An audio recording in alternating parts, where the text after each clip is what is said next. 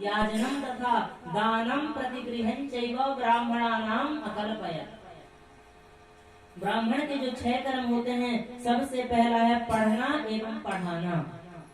पढ़ना पहला, पढ़ाना दूसरा। तीसरा जो कर्म होता है दान लेना, और दान देना भी ब्राह्मण का कर्म है। 5वां कर्म है यज्ञ करना, और 6वां है यज्ञ कराना। जैसे आज इस परम पवित्र भूमि में पूज्य गुरुदेव की पुण्य स्मृति में भैया के द्वारा अद्भुत कार्यक्रम कराया गया, तो एक प्रकार से समाज के लिए प्रेरणा भी है कि ब्राह्मण केवल दूसरे का ही पूजा पाठ नहीं कराते हैं, ब्राह्मण स्वयं भी करते हैं। ब्राह्मण हमेशा दूसरों के वहाँ कथा वाचते भी नहीं है, स्वयं करवाते भी हैं। तो समाज के लिए एक संदेश भी रहता है। और जो ब्राह्मण होते सिलोंच वृत्ति से अपना जीवन यापन करते हैं। सिलोंच वृत्ति किसे कहते हैं?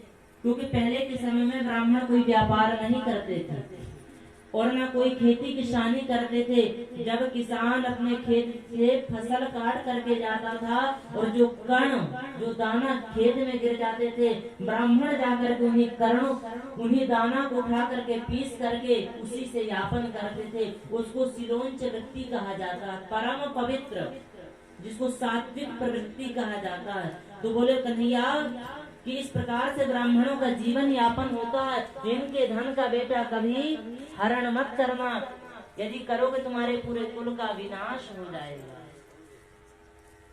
भगवान ने कहा कि मैं तुम्हें हर एक चीज से रक्षा कर सकता हूँ, लेकिन ब्राह्मण के क्रोध से कभी नहीं बचा सकता हूँ।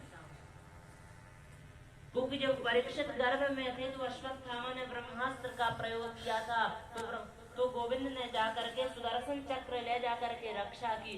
लेकिन जब परीक्षित को एक ब्राह्मण ने श्राप दे दी, तब गोविंद श्री सुखदेव जी के रूप में प्रकट होकर के भागवत का रसपान कराने लग गए।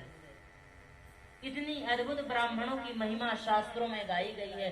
तो भगवान इस प्रकार से अपने पुत्रों को समझाते हैं।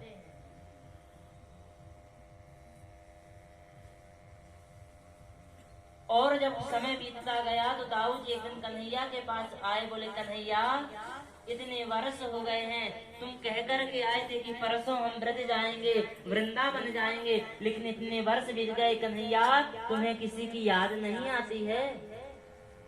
तुम्हें माता पिता की याद नहीं आती? कन्हैया कुछ भी हो, मैं तो अब चला वृंदावन। दाऊ जी वृंदावन 2 महीने के लिए आ गए छुट्टी। अब कन्हैया द्वारिका में अकेले